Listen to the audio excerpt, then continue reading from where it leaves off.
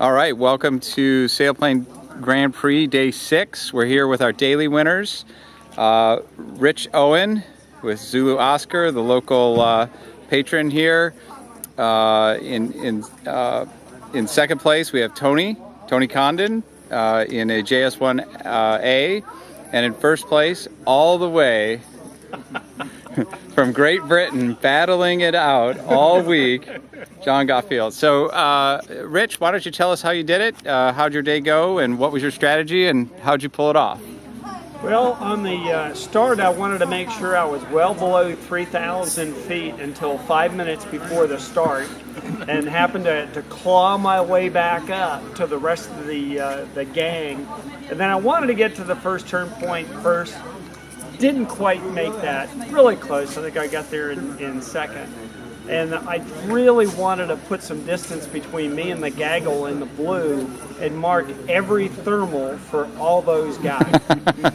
And when they overflew me, I took a different line because I wanted to fly by myself again. Yes, you did. But it worked out really well, and actually John and I got together on part of one leg, and heading back up to the north, we took two different lines. And I probably should have stayed with John, but had a great time, great flying.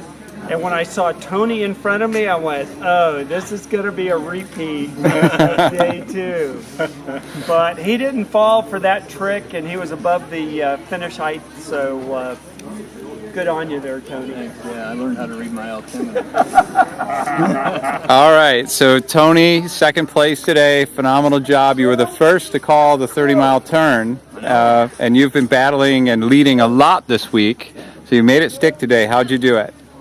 I think the key point for me, I got low twice, once going into Wachula. I think I was about 16 or 1700, but I found a good climb out of that. I had gone to the left of the line, and most of the gaggle had gone right at that point.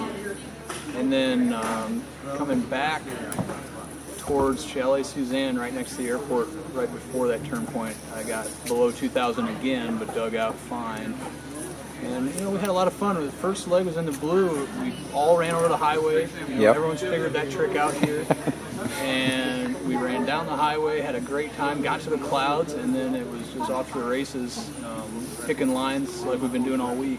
Now, when you got to Chalet Suzanne, you said you got a good climb there from 2,000 feet. That was right when the clouds ended, running back to the north. That's impressive. Happy to get back up high before sticking out in the blue, and then I had run that leg on the downwind side of the course. The next leg back to Green Swamp, I took the upwind side. I was with Jim Lee and John at the turn point, and those guys went on the downwind side. I thought Jim had told me before takeoff to take the upwind side of the lakes there. And then he took the downwind side. He took the downwind side. So I caught a 5.5 knot thermal out there over town. It's the best thermal I had all day. Topped it at 5,000. I didn't quite have glide then, but I was close enough to give it a try. Bumped along, called 30K, looked at my clock. 2 minutes later, John called 30K. I thought, okay, I got enough time to take a few turns if I need to if I can't bump it up. Coming out of Green Swamp, I found a 4-knotter, took 2 turns. Of course, marked it for John. He comes, bumps it. He's got about 300 feet on me. I'm showing right on, 0 arrival. And we, found every bird, every little puff of smoke, anything we could find on the whole way back to bump through. And I was between 900 and 1,000 feet for the last 2 miles to the finish line. I mean, I was barely holding on. And that's with a 900-foot finish height. So. And I finished, and I turned, and I looked up, and I saw Rich screaming into the line with the water dumping. I thought, not this time, buddy. So, it was great. It was a fun finish. I was thrilled to be great finish off on the pole. Great job, Tony. Persistence for sure. And John, fantastic. At last, eh? At last. At last. So that was, I was pleased today. It took a while, and I think I was with Sean and Jersey and the leaders for quite a while, for probably the first 3-4 legs, and then they took a climb and I just missed it, and I just thought, not again.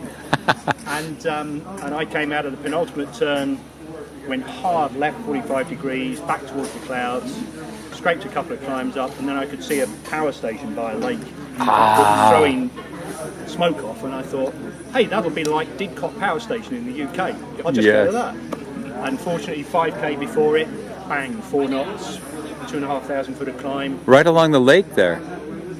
Sean, I have no idea. I didn't know where I was all week, so it was just before the power station and that turn. But yeah, got into Green Swamp and came out of that, could see Tony 400 feet below.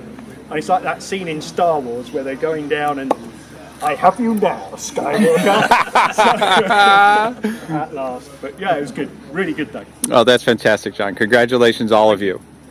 Well, real quick, just give us a summary, a quick overview of what you think of the Sailplane Grand Prix format. It's new to Rich, and it's new to Tony. I think, John, you've done one before. You've done a bunch of them. Okay, so this will be interesting. Rich, real quick, what are your feelings of the format? I really like it. I like the people that we're flying with. They're all outstanding pilots. A lot of people from the U.S. team, a lot of people from the Canadian team. So it's a great tune-up for the upcoming soaring season. Yep. We just finished the seniors here, and it was really nice. It's kind of nice to get in ZO and let her run for a little bit. And John, I'll tell you one thing, Florida is just like England. You've got water to the left, water to the right. You get water in front, turn around. And then you've got swamp below you. Yeah, great. I really enjoyed it a lot, and thank you very much, Sean and Tiffany, for doing this, and John Godfrey for being the CD. Well, of course, and Rich, thank you for hosting us and giving us a place to fly. That was wonderful of you. Hope you come back.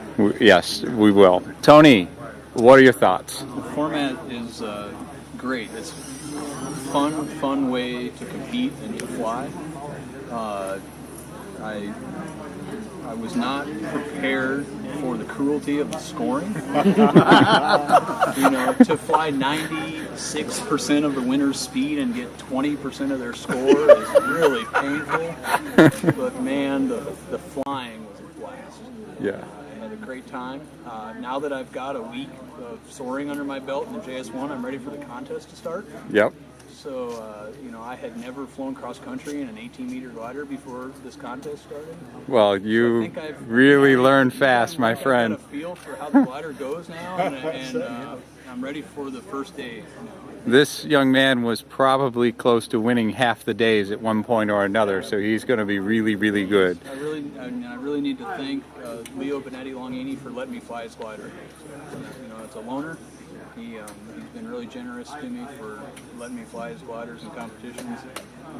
And, no matter what Tom Kelly says, the JS1 goes.